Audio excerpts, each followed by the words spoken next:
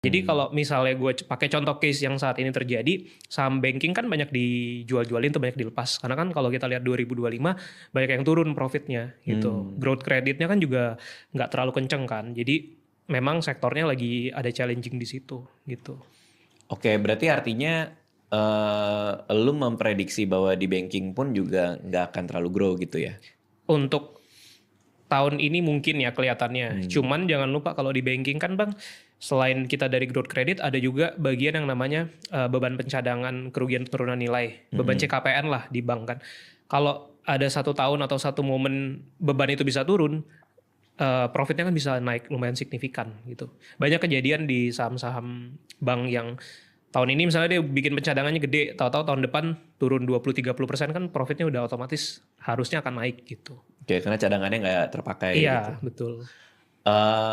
Nah, ketika lo bikin projection, berarti di projection itu lo udah menentukan harga wajar sahamnya beberapa tahun ke depan gitu kira-kira ya? Iya, gue udah bikin gitu kan. Karena kan banyak cara untuk forecast nilainya berapa lah gitu kalinya. Atau paling gampang, terutama kalau saham-saham murah ya bang, kayak yang PBV-nya 0,3, 0,4, ya benchmark mungkin ke PBV 1, itu udah kebayangkan paling nggak wajarnya berapa gitu. Oh, pakai kalau PBV-nya 1 harga wajar berapa gitu. Iya, Nah, kalau lo pribadi dengan buku ini terbit, berarti banyak ngomongin soal dividend investing buat pemula juga kah?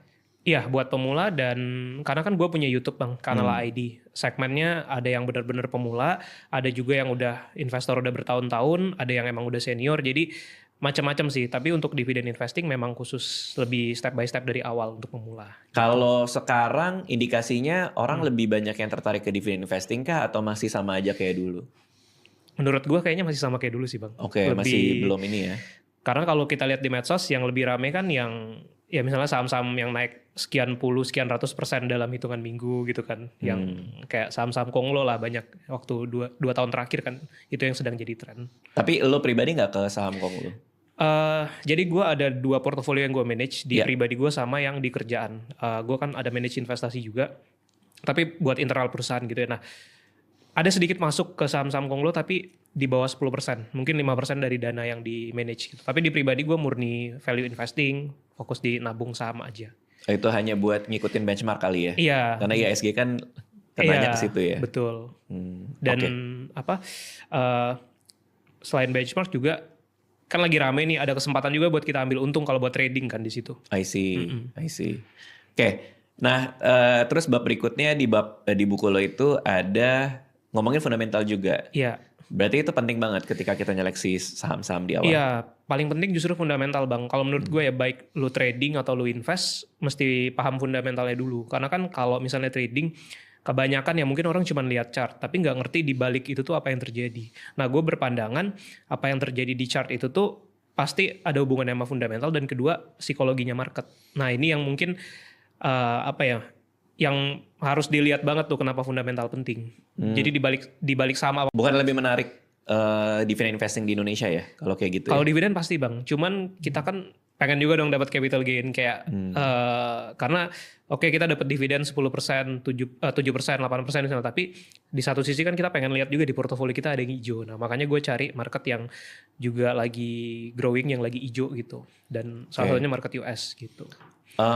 Kalau kita lihat market US sih, gue ada beberapa hal yang pengen gue tanyain justru jadinya.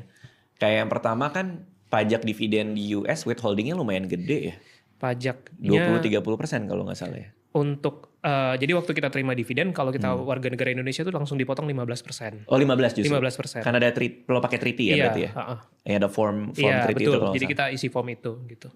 15%. Cuman kan dividen nggak kita terlalu berharap sebenarnya kalau menurut gua di US kan. Karena paling dapat 2%-an 3% ya cuman sama kayak deposito lu taruh di Indonesia kan gitu. Jadi lo berharap dari capital gain? Capital gain. Nah itu dipajakin juga kan sampai kena pajak progresif tuh kalau nggak salah? Iya, memang pajaknya cukup gede ya kalau di market kalau kita dapat income dari situ gitu. Jadi sebenarnya plus minus sih. Oke.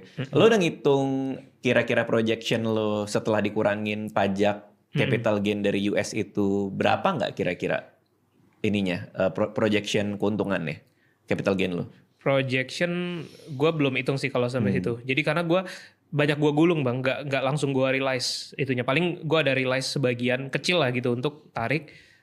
Tapi mostly modalnya masih digulung terus di market US gitu. Berarti lo pakai ETF ya? Ada kriteria khusus nggak dalam memilih saham yang membagikan dividen? Kayak tadi soal payout ratio, ada batas nggak? Kalau udah 100 lo nggak mau gitu misalnya? Payout ratio, kalau khusus payout ratio ya gue biasa lihat prefer sebenarnya yang kalau bisa jangan terlalu tinggi, jangan sampai 100%. Let's say 50-60 lah. Jadi ekuitas dividennya nggak dibagi seluruhnya, ekuitasnya kan naik. Terus dia kalau mau ekspansi atau apa dia bisa andelin dari kas internal mereka kan tanpa harus ngambil utang, right issue dan lain-lain gitu. Jadi secara preferensi 50-60 itu menurut gua oke. Cuman kalaupun ada yang sampai 80-100%, ya kalau bisnisnya bertumbuh gitu ya nggak masalah juga gitu kan. Salesnya naik, profitnya naik. Sama lihat kondisi industri sih Bang, gue lihat karena beberapa industri kan emang capitalnya mesti gede. Kayak perbankan itu kan makin gede kredit yang lu salurin kan modal lu juga harus makin gede kan. Nah harus lihat sih setiap sektor. Tapi beda kayak batu bara. Let's say misalnya komoditi gitu yang nggak ada ekspansi buat hilirisasi apa ya lu bagi 80-100% menurut gue wajar sih. Daripada duitnya di dalam perusahaan lebih baik dibagi ke shareholder gitu. Jadi beda sektor treatmentnya beda-beda kalau menurut gue. Oke. Nah ini kan buku 2022. Iya. Terus lo kan ada di bab yang ke-9 kan ada ilustrasi sederhana penerapan dividen investing sama contoh dividen investing yang saya lakukan. Bab 9 dan 10. Ini 2022 dan di sini lo nyebut 3 saham nih. Iya. Which is ini bukan anjuran beli ya. Iya. Ini gue baca doang nih. Karena gue pengen tahu thought prosesnya setelah 4 tahun. Setelah 4 tahun ya. Setelah 4 tahun. Ini siapa tahu kan ada yang baca terus jadi ikutan beli kan, kita nggak tahu juga kan. Iya. Di sini ada lo nyebut BJTM, which is lo pegang pada tahun 2022. Pada tahun itu ya. Lo nyebut Sido, lo nyebut Prodia, PRDA.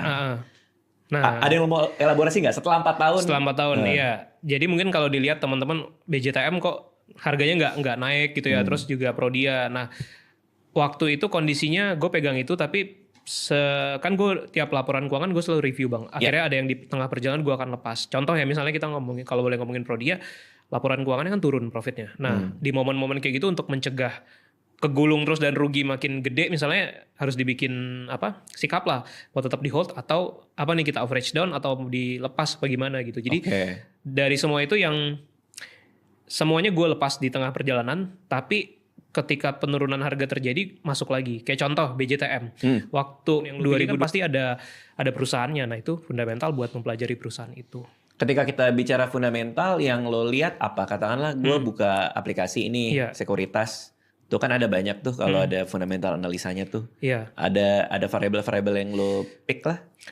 Variabelnya kan banyak Bang kalau fundamental. Tapi kalau menurut gue paling penting 3 sih. Satu revenue atau sales. Kita buat lihat dulu perusahaan itu omsetnya berapa sih dan makin tahun tuh makin bertambah nggak penjualannya itu yang paling penting pertama. Kedua laba bersih kan kalau salesnya naik terus tapi laba bersihnya stagnan lama-lama growth perusahaannya terbatas. Jadi gue lihat revenue atau sales, lihat laba bersih net profit sama gue biasa ngitung pertumbuhan laba perusahaan itu 3 atau 5 tahun ke belakang karena yang paling krusial ya Bang menurut gua untuk menentukan kenaikan satu saham ya secara fundamental itu pasti growth perusahaan.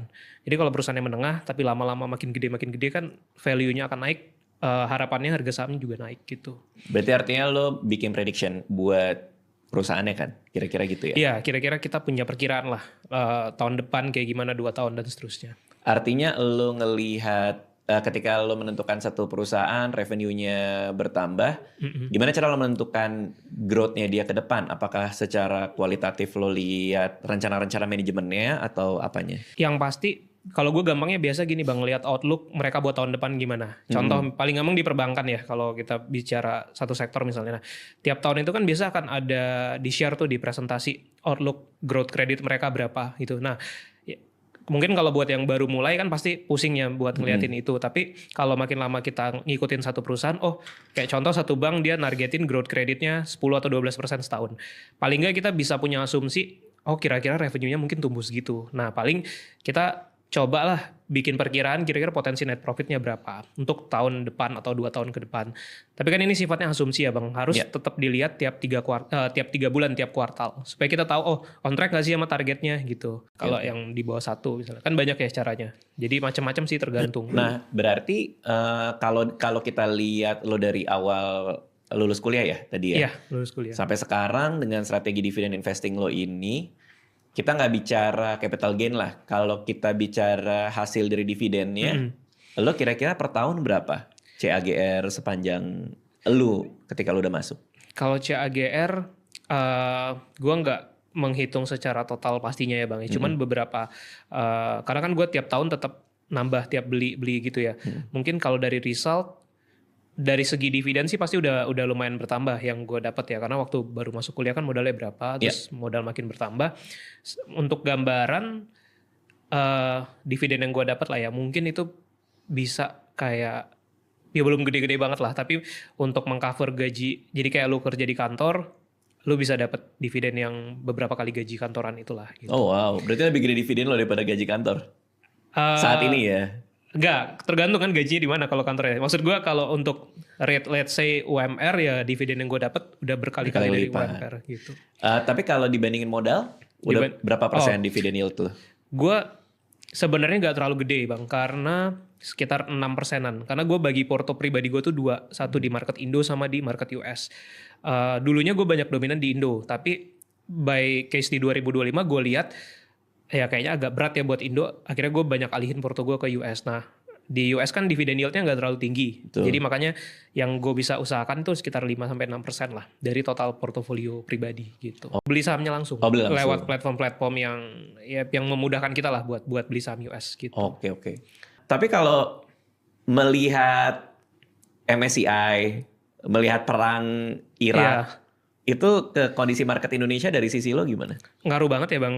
Paling kita kelihatan mostly yang gue perhatiin hampir semua sektor kan kena. Yang hijau di situasi market ini yang gue lihat cuma dua, di batubara, di saham batubara sama sawit gitu. Perkapalan pun gue lihatnya juga banyak turun. Nah jadi imbasnya tuh ke semua sektor kecuali dua komoditas tadi. Nikel pun juga sekarang sempat di Januari kan naik cukup signifikan tuh kalau saham-saham nikel. Sekarang juga udah mulai sideways dan agak koreksi-koreksi dia gitu. Jadi ngaruh banget sih. Terlepas langsung berpengaruh ke bisnisnya enggak, tapi kan persepsi orang lagi perang nggak pasti di mana-mana, buat taruh duit di market itu mungkin cukup challenging, dan ada yang takut juga, mungkin takut duitnya ketahan gitu. Dan kalau lo malah justru naruh di luar berarti gitu ya? Gue naruh dari luar tuh udah mulai bukan dari tahun ini, dari tahun lalu. Banyaknya gue taruh, jadi gue separuh pindahin. Tapi yang di Indo tetap, jadi kalau gue ada income bulanan gitu ya, terus ada yang gue sisihin buat investasi, tetap nambahin di saham-saham Indo. Karena banyak yang murah Bang gitu. Lebih murah dari 2-3 tahun lalu kan. Sayang kalau nggak dibeli gitu.